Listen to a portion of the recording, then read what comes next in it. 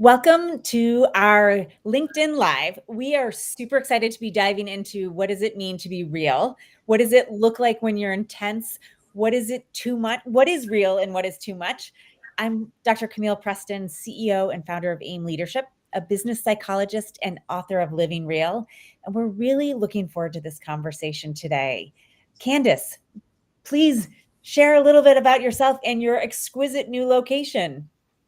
Oh, yeah, I'm Candace, and I'm a holistic practitioner, and I do a lot of the client relations work within AIM as well. And so I've been a part of this book project and really have loved the impact that we're seeing, the results that people are sharing with us from just even considering having these real conversations. So I'm really excited to continue to help amplify this message as this book really carries a lot of depth and meaning. And Camille, I just want to start by asking you when we say living real, what does this actually mean as a concept, and what has it become and evolved into for you since writing this book? Oh, such a good question. I feel like it's changing almost every day because so living real, the idea comes from this idea that life is a continuum. It's a wave. It's the highs of life and it's the lows of life. And it's being present for all of it, the high and the low, being able to experience and engage it, and then also bring it into your existence, into kind of how you're trying to live and how you're trying to create. um, I'm a little bit joking and 100% serious that it seems to be changing almost every day. Just coming off this fabulous but super intense weekend, and um, it's almost like I've gone from a black and white TV to a 3D life, living life with glasses in 3D. Um, Yeah. that's a better way of saying it. Yeah, it's absolutely crazy. What I've experienced is the more I start to look in the mirror and say, what does it mean to live real? What does that look like? How am I living real?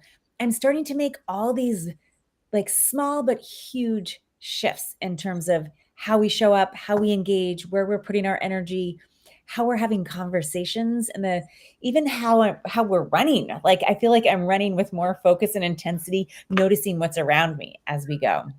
Yeah, So, so I mean, a lot of the book is talking about more presence and happiness. And I think that the more real and open and honest we are with ourselves and with our friends and colleagues, the easier our life becomes. And I think that's what the book has really tried to carry through is that, when we tend to hold on to the conversations that we know we need to have, and especially in leadership, and we're going to talk about this in a little bit, when we can really open that doorway to have actual conversation versus hold it all back or feel like the employees can't handle it, it actually opens up the space for vulnerability and deeper connection, deeper trust. And so this book has so many applications because not only are you like talking about it in the book where you have these sideline conversations at your kids' games where, at one point you're like, yeah, I told this person how I actually felt and it brought this sense of relief. I think it's that reminder that we're not alone in our experience. And that's kind of where this living real really opens that doorway. And I have to ask you this. Go ahead. I was just going to inject because you said life gets better and more vibrant. It's better and more vibrant for sure. It's not always easier. Sometimes it's short term harder, but it's so much more rich. And then it invites people to engage with you differently, right? Yeah, tell me about And I, that. Like, when you're saying that it becomes more, what do you mean? Like, how are you seeing it applied in your life? Like, if you have an example you want to share. yeah.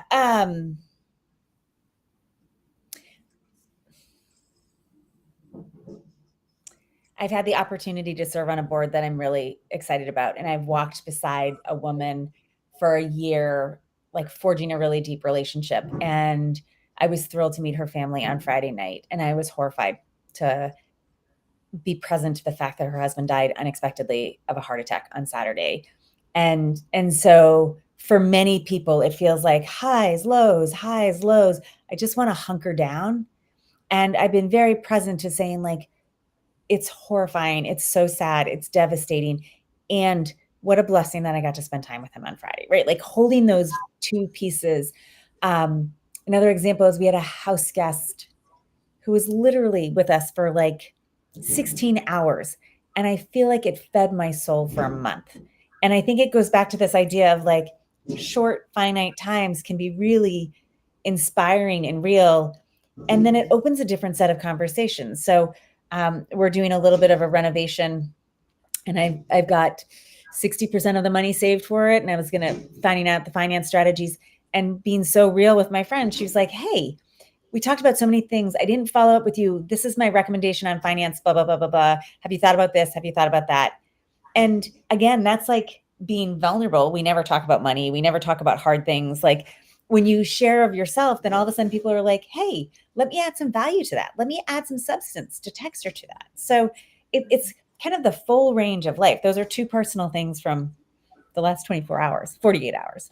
Wow. And I mean, it really does shape the way that you're able and capable, I think, of having that vulnerability within that trusted space. Because I think that's often the reason why we don't lean in and say the things is because we're like, the judgment, but then I have to have the conversation. But like you're saying, it actually gives the other person an opportunity to hold that space and even give you an insight that you might have never had. We live in this like chat GPT age where we're asking it all the things, but like our actual conversations with people can provide so much deeper value if we're just leaning in and being a little bit more vulnerable there. Now, So have you always, do you feel like you've always been a little bit more real, or is this like an evolution process for you over the last several years? can I say both and, which is part of a Part of chapter in the book. I think I've definitely always been a little bit unique.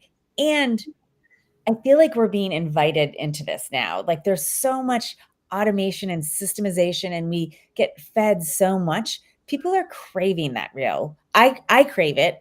And so maybe it's part of who I've always been, a reaction to what's happening. And maybe people tell me it's a little bit of age. You realize kind of what is it that matters at the end of the day.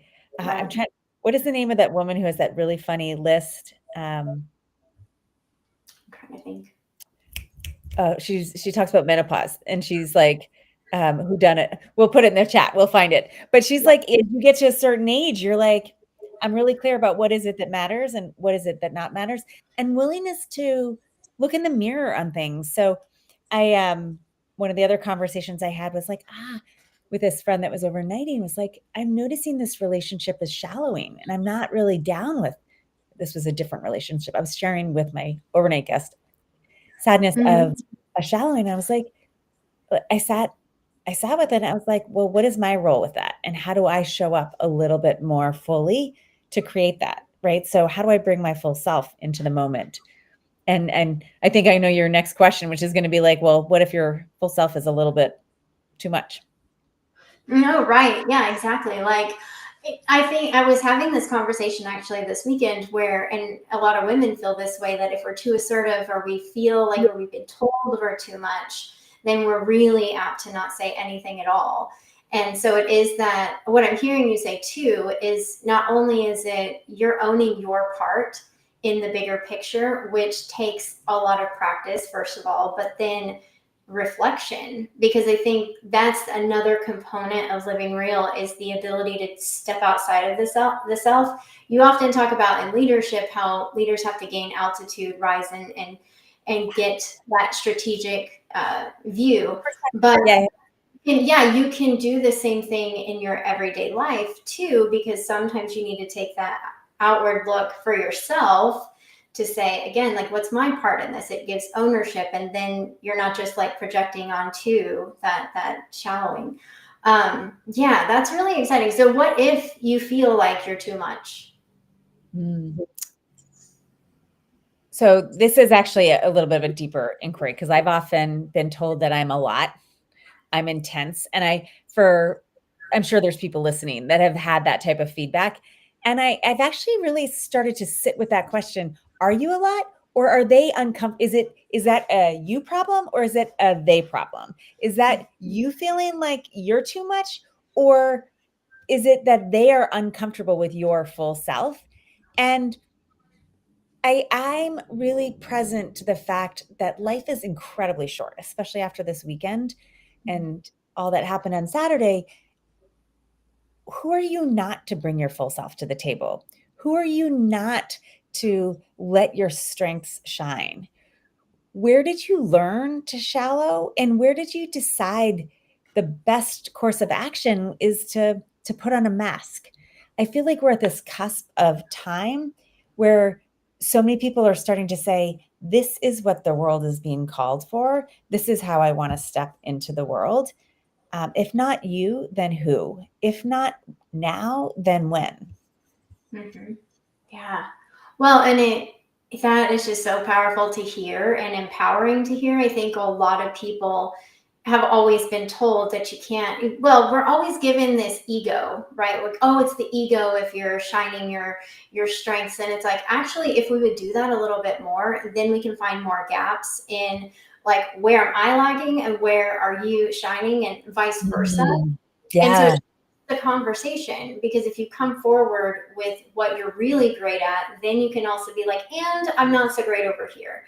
And again, I just see how much that could shift the conversation at these leadership tables where everyone feels like they have to know everything or have it all together all the time. And we see it very common. Like it's just once you get to a certain level, there's a little bit less and less support, or the perception of support from peers or those mentors. And so, I mean, that's why a lot of people come to you anyways. Like they want that soundboard. They want to be able to have those real conversations.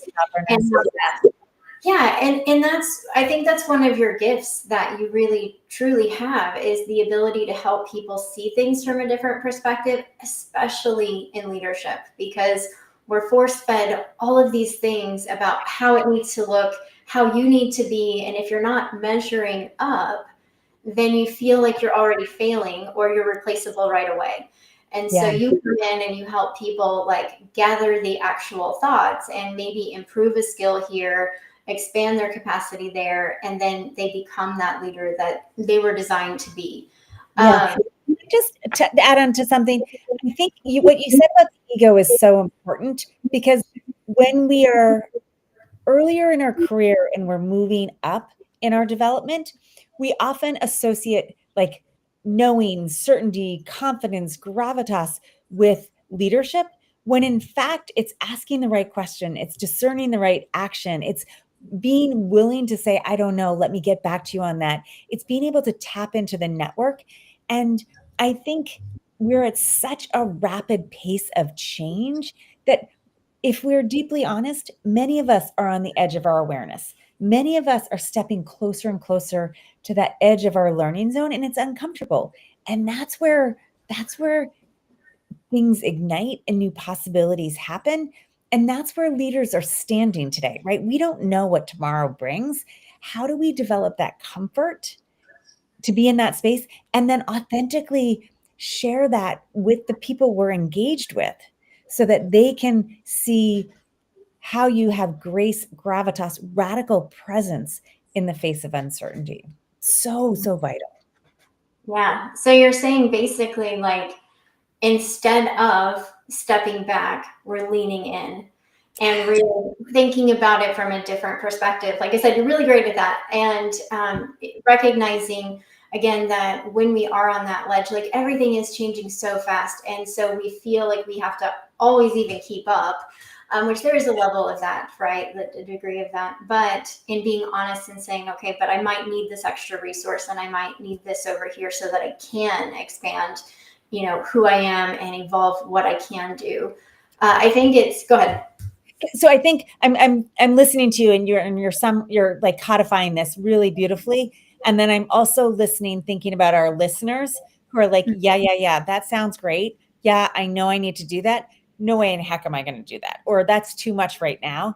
And so I think it's about holding that future state where you want to be, and then really starting to understand and know yourself, your own awareness, your own energy, and how you do that in a genuine, authentic, real, sustainable way is that tension point that so many people are sitting with.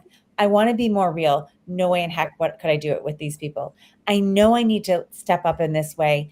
I'm scared about this. And that is that space of being really real with yourself about what is, what's possible, and then what you need to be set up for success, right? What is the partner? What is the framework? What is the way of engaging that can help you open in a new way? 100% what you're saying. Wow, that's like so much to even just digest there. Well, because too, like what I keep hearing in the back of my mind is everybody that's saying "in the time," like because it does take a little bit extra effort to do something like have a hard conversation, because you do have to prep, you have to ground yourself. And I would love to know any techniques that you have that you could give people. I didn't prep this, but I was thinking about it this morning. I was like, I know that you have so many tools that you go in with these different conversations. Like, how can somebody, if they know they're going to have this harder conversation, how can they really prepare themselves in a short way? So we're always thinking about time. So how can we do that in like the most efficient way? You're about a month early for that because we have a technology that is going to help people do exactly that. We've put all of our IP into this incredible platform that's designed to help you get that level of clarity. And in the short term, one of the simple but powerful tools is write the letter, the email you want to send after you have that conversation. Dear Candace, it was so great to connect with you. I'm so glad we were able to talk about 1, 2, and 3. Sounds like we are aligned in A, B, and C. In terms of next actions, we identified 5 different steps. Can you reflect on these and give me a timeline for it? Right? If you go through that hard conversation in your mind, get clear on what the outcome is, write the follow-up email with the energy that you want to feel after the conversation, it will set you up magnificently. I would also say there's a lot of physiological things you can do, but maybe we'll save that for another conversation. Yeah, we should definitely like work that in. I didn't even, yeah. Well, this is how coming live, we really want to try to provide as much in-depth information in such a short time period so that you have time to really integrate and reflect and ask questions so that we can even further help and guide you. A couple of things that I want to ask are, in your experience, and we kind of alluded to this earlier, how are you seeing leaders really condition themselves to edit themselves in the name of acceptability, or even because they don't necessarily have the tools or the capacity to have that real conversation? It's such a great question. Um, I think what I'm seeing as it relates to living real is I'm hearing time again. I had to go back and listen to it again. I read it a second time. I had to slow down my reading because it was almost like people wanted to get the content and let it land and let it settle and let it integrate and then get the next piece of content. So if that resonates for you, absolutely normal. That's actually you listening to your body, listening to yourself. Um, what I'm seeing, this is, you can react if I say this aligns. We are in a time like never before where people need hope. They're turning to their leaders, seeking clarity, direction, a vision, a sense of where they're going. Hope is at an all time. People are craving hope and they're turning to their leaders. The only ways that leaders are going to be able to give that type of clarity and focus and inspiration is if they've been real with themselves and they've done kind of the highs and the lows and they've sat with it. Now they're probably going to filter that for what they bring out into the world because not everybody needs to know all the textures and all the layers and all the details. They're going to go to a higher altitude, create a clear message and go forward. And for leaders who are listening to be able to do that genuinely and authentically, you have to be reeling with yourself. When you shallow in the knowledge you take in and then what you put back out into the world, it actually becomes an unintentional breach of trust. And I know that's not people's intentions, but in this time, people might find themselves hitting up against that. Is that responsive to your question? Yes, like I said, I think we have dove in so deeply that everything that we even put together is not going to come out in this one live. But I think it's really helpful for leaders to do that self reflection. And I think we've said this before with tension creates consciousness. It's that tension that is so hard and heavy for people to sit with. And we can do it. It just takes, again, being intentional. And what you're saying is like when you choose that, we see the ripple effect far beyond what we could ever anticipate, because you might be holding off on a conversation that somebody's silently having in their mind, and in opening that space, you're allowing them to be able to come to the conversation. And so we can see where this disconnect happens so often in leadership roles, whether it be between peers or those that are working with you. We see this all the time. And it's like, just sometimes it's that one window of opening that can create the strategy or the solution that wouldn't have happened otherwise.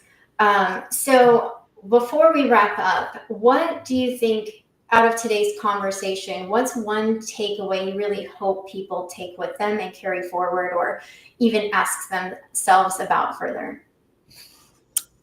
I'm not going to be able to limit myself to one. I think when someone says something to you or about you that has a little bit of a bite, there's some level of truth in it, but sit with that truth. You're so intense. Maybe I am. Maybe that's right. Like, what's right about that? What is it that I meant to bring into the world? And then start to notice, where do you personalize it? Where do you pathologize it? Where do you contract in it? Right? Because you're not at choice about what's being said. You're at choice about what you're bringing forward into the world and how you are defining your success, how you're being present, how you're finding happiness in the world, and how you're being real in support of all of those. So that would be one key take forward. I think another key take forward is life is really short. Hug and love the people that are close to you. And my prayers go out to this family. Um, and then there was a third one, which was, when something feels like it's shallowing, what is yours to do in that? What are the levers that you can pull? How can you take responsibility or ownership to make a shift towards reeling? And often they're really, really small shifts. We often make them bigger than they are. So please give it a try. We're really excited about what's being created and how people are starting to make these micro shifts that stack up to massive changes in their lives. Right. Well, and that's the other part of doing this, is to just, again, give potential and possibilities and spark that conversation within. Camille is actually bringing these conversations into different organizations. So if this message like really resonated and landed with you, and you're a leader and you're just thinking, man, if I could just bring this in and have these conversations, I know it would make a huge shift, then please reach out to us. Like, this is the work that we're already booking for into the fall. So if that interests you, please make sure to reach out to us. Absolutely. And share with us what resonates, because we know you're not alone. People are craving more real. They're craving these conversations in the workplace, in their personal life. And alone, it can feel like a lot. Together, we have some strategies we're excited to share. Thank you all for tuning in. We look forward to seeing you next week. Stay well, live real, be in touch.